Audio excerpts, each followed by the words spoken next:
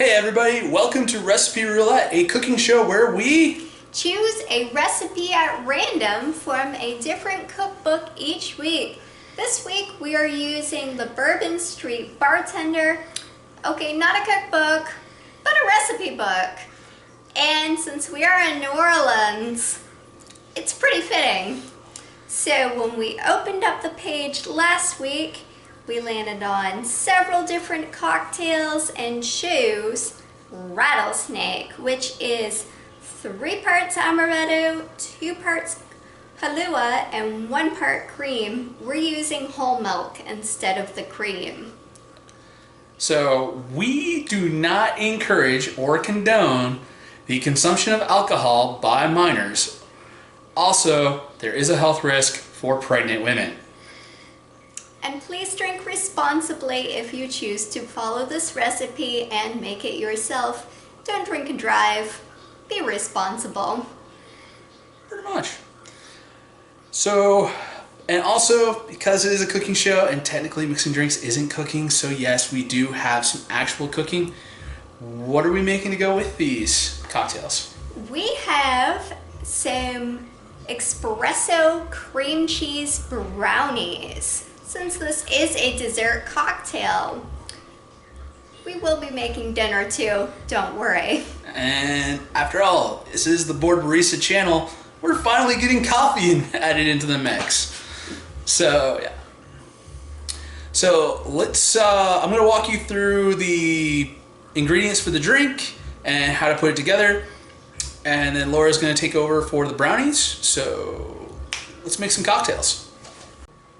Okay, for our ingredients for a rattlesnake cocktail, you're going to need Kaluha,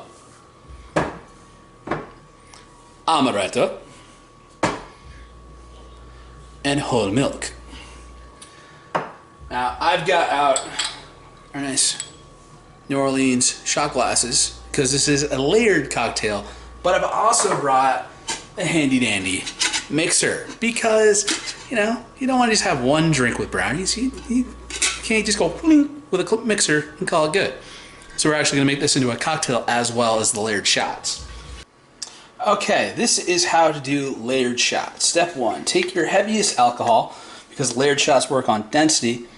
So in this case, our heaviest alcohol is our Amaretto. We're going to fill that up about halfway, 3 parts. Then we're going to take a spoon and our Kaluha, because what you do is you don't want to just pour that on in there because that's going to cause it to mix. You want it to hit something to absorb the kinetic energy, so that way when the liquid hits, it doesn't sink all the way down to the bottom. You just want to put it to just touching the top. Oh, this milk.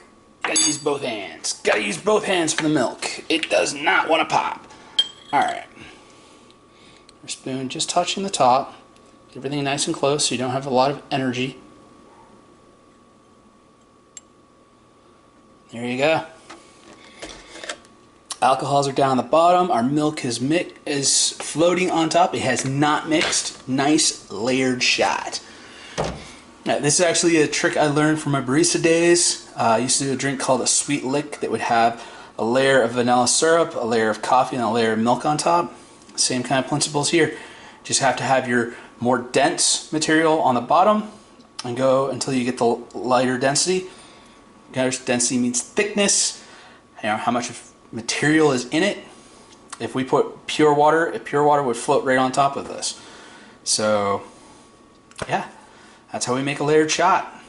I'm going to mix up this into my mixer glass and make us some actual, and add a little cold coffee concentrate just to thicken it up, make it into an actual big drink, but granted that shot's already big enough as it is. I think this might actually be a double. Okay, for the brownies, I'm using a 1/2 cup of butter, about 2.5 ounces of baking chocolate. This is actually a stevia sweetened chocolate. About 6 tablespoons of all-purpose flour, a 1/4 teaspoon of baking powder, 1/4 teaspoon salt, 3 eggs, one of which I'm going to separate,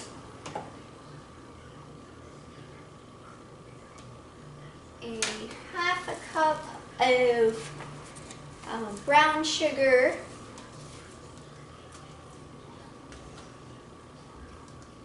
and well, the recipe says that I should use instant espresso powder and coffee liqueur. I'm modifying this a little bit based on what I had on hand and also the fact that we're making a coffee liqueur cocktail. So I'm using 2 tablespoons of chilled coffee. We always save our extra coffee when we don't drink it in the mornings and just put it in the refrigerator. I'm going to put 2 tablespoons of this in. And then I've got 6 ounces of cream cheese. Make sure your cream cheese is at room temperature when you're baking with it. It'll just make it so much smoother. You're using things like brownies, cheesecake. If you ever get cracks in your cheesecake, making sure you're baking with room temperature ingredients will help keep things smooth and not cracking. And I've also got a 1/2 cup of powdered sugar. Okay, so we'll get that all mixed up together. Okay, so it says to melt the butter in a saucepan over low heat. Low heat, Laura. And then add the baking chocolate to that. So I'm breaking it into pieces a little bit. Expedite that process a little bit. And I'm going to take my wooden spoon and stir it occasionally. It is a slow process. Just need to have patience for. And stir occasionally. Okay, so the chocolate and butter is all melted and it's off the heat now, and then the recipe book said I should grease a pan, so I actually used my butter wrapper for that. It's just the perfect amount onto your pan. Set that aside. And I'm going to add, it says sifted flour. I don't have a sifter. What I'm going to do is just give it a little shake each time I put it in. I'm using 6 tablespoons. I've divided the recipe in half, so that's what it came to. You can see I just kind of shaking it. This just puts some air into it, makes it a little bit fluffy, breaks any clumps up. So do that 6 times.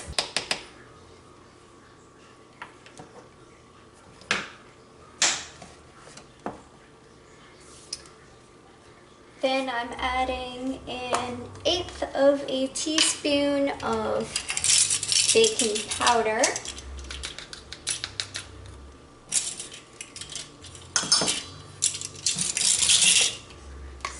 And an 1/8 of a teaspoon of salt.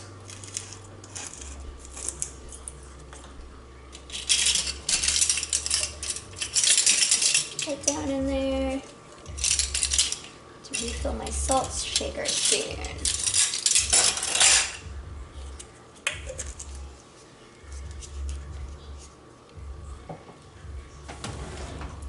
And I'm going to combine those 3 dry ingredients.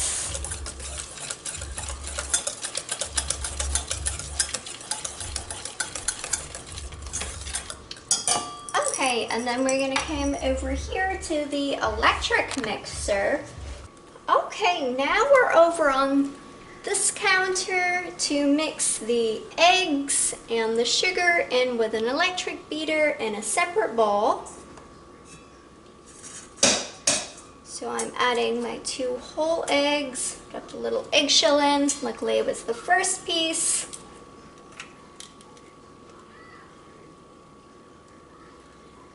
My 2 whole eggs in first.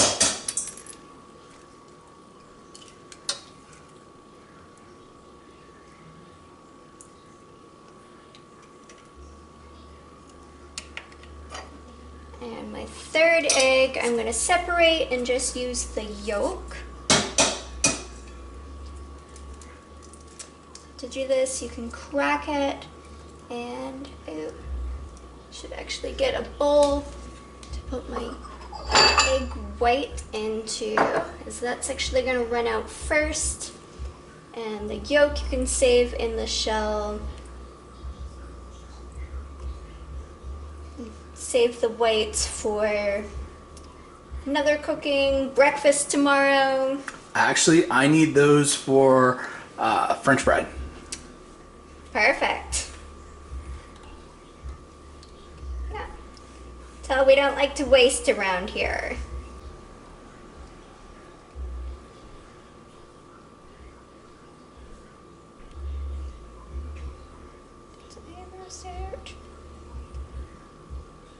First. Okay, and then my yolk I'm putting in the bowl with the other eggs. It's my hands off.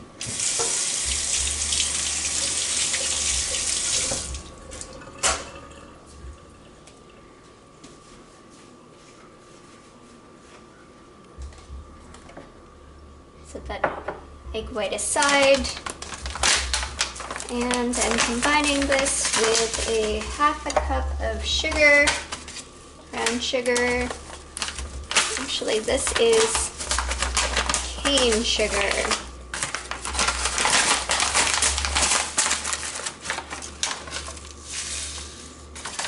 So it's going to finish off the bag. Pour it all in.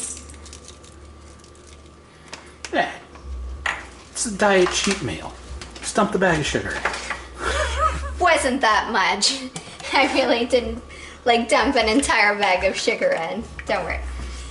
Okay, so I'm gonna mix this on medium-low for about 4 minutes until they are nice and fluffy.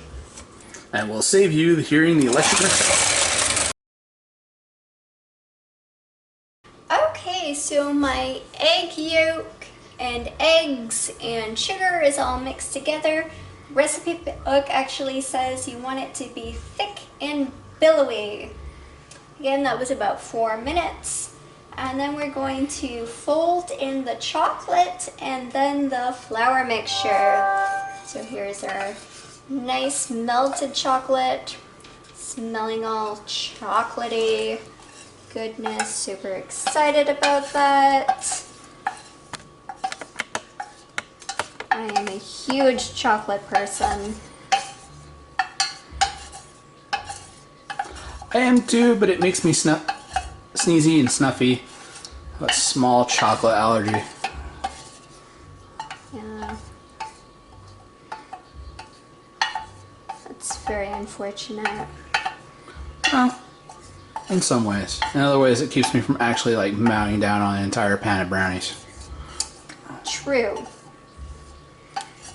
I think it would make me extremely sad.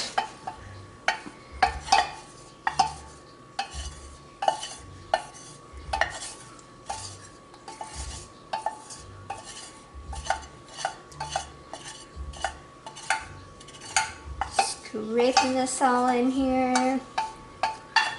Don't want to waste any chocolate. Nope, cannot waste any chocolate.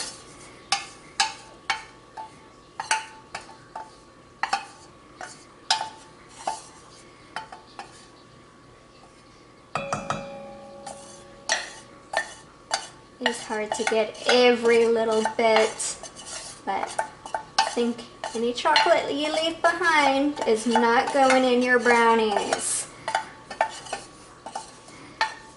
So be a little bit patient and get as much chocolate as you can. Think of the brownies. Okay, I think that's all I'm going to get. Thank you. You're welcome. I'll fold that in. This means basically a fancy word for stir it in gently.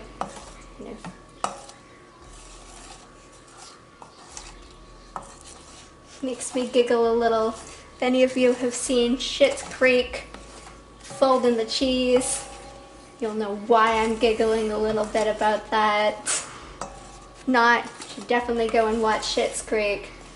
It's very funny.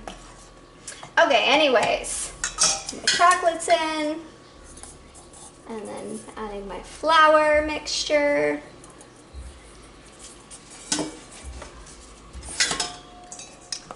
Again, folding that in.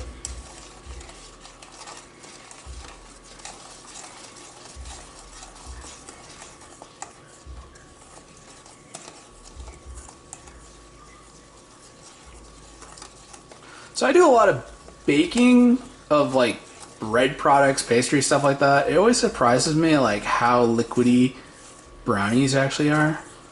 Yeah, it's true. The batter always reminds me more of chocolate pudding than, yeah, something that's more pastry-like. I guess that's the key to making them nice and chewy and so good to eat.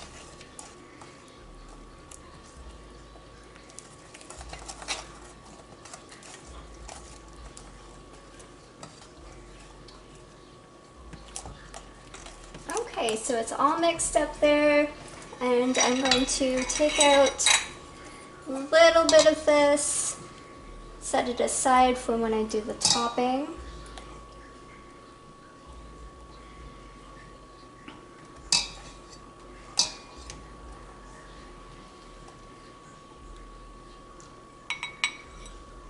There's just about a half a cup for that.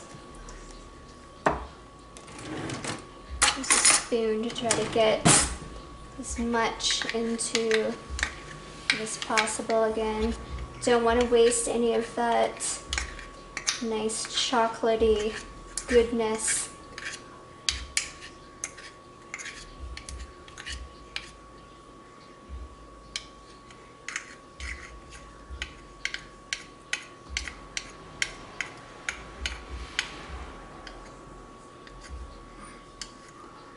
Who we kidding?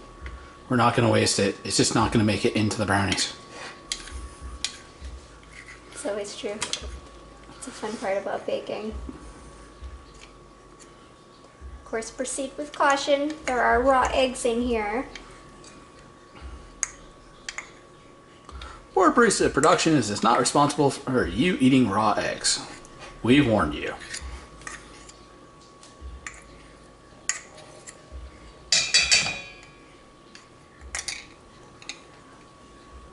Take that. Okay, so setting this aside like I said, and the rest is going into my prepared pan, and that's going to go into the refrigerator for 15 minutes.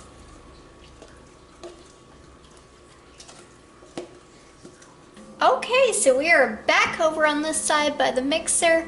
We actually just had about a 45-minute break while the battery for the camera was charging and we had dinner. For you, it's only been a few seconds, but we are here making the cream cheese topping for the brownies.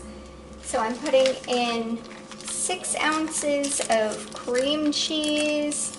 Again, room temperature, make it nice and smooth. A half a cup of powdered sugar. Use the mixer on this, go really slow. It has powdered sugar with being light and fluffy, likes to go poof. And we do not need any powdered sugar fallout. We do not. Okay.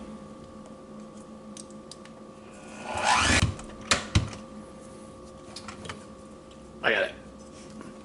Thank you. Now I'm adding 2 tablespoons of my cold coffee. Could you actually open that, please? Of course. There you go. Thank you.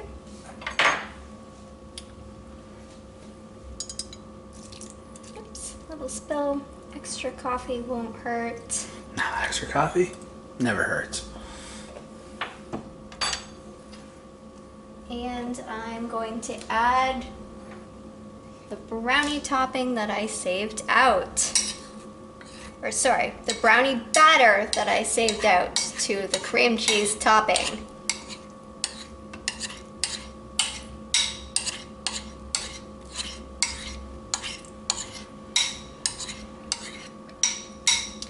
A chocolate and cheesecake and coffee. You can't get much better than that, in my opinion. No, you can't. I really got addicted to cheesecake brownies when I was in grad school in Chicago. There's a cafe called Sip and Savor in Hyde Park. It was right around the corner from the dorms. I used to go over there on Sunday mornings after church and get a coffee, a brownie, and a sandwich, and just kind of like relax and chill. Nice. Okay, so I'm going to mix this up again. Okay, so I'm going to add it to the brownies. Remember, it was chilling in the refrigerator. It's all going in the oven, and then it's gonna cook. I have to double check the recipe for the time. I think it was about 35 minutes, but... It was 425 because I remember preheating the oven, which we've unheated, which we need to preheat. It's actually 325. 325. Yeah, brownies cook at a pretty low temperature. That's right. Pizza is 425. Yeah. Okay, so we'll be back. Well, we've got our brownies made. Our drinks are made. Cheers. Cheers.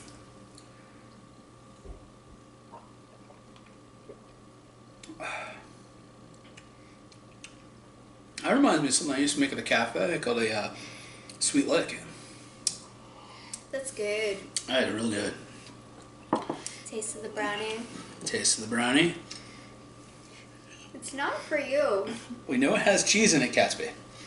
The cheese pirate strikes again. Oh, that is so good. That is so good. Oh, just so you know,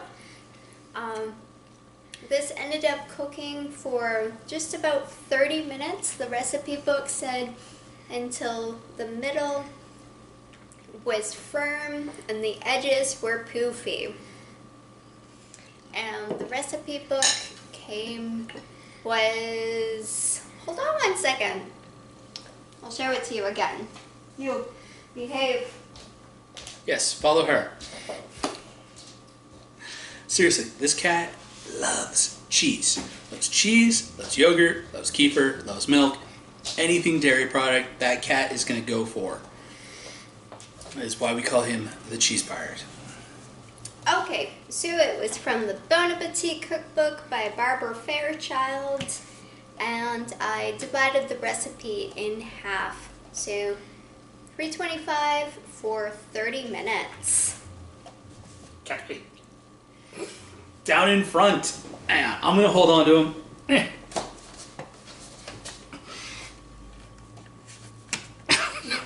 Nope. Can't sweet. Down. Alright, not going to hold on. So, our cookbook that we're choosing tonight actually has an interesting story behind it. We are big fans of the little free libraries that you see all over the city here in New Orleans. There's other places where there's these free libraries. And what was it, like 2 weeks ago? We were at the one that's near the food co-op. And we found this. Cat's Bay. that ridiculous cat. Okay, so this one was put together by an unknown person. It's got lots of Skipped again. recipe clippings. All right, I'll hold the book. Yes, you hold the cat. I will get. It's a homemade recipe book. Yeah, magazine clippings, a few Handwritten recipes. So tell me when to stop. Okay, stop. All right. On this side, we have oils, vinegars, and condiments. So a bunch of different salad dressings, just oils, vinegars, and condiments. Over on this side, we have beef and veggie stir fry. What's the circled one? That is apparently a reminder. Stir fry on your mind. Use loads of veggies and 1-inch cubes of extra firm tofu or cubed turkey breast instead of other meat. Shall we try a stir fry with tofu? Stir fry with tofu. Out of the found recipe book from a little library that we have no idea who made this, but we're gonna use it. Okay, so check back next week and remember to like, subscribe, share, all that good stuff, and have a great week. Later, everybody.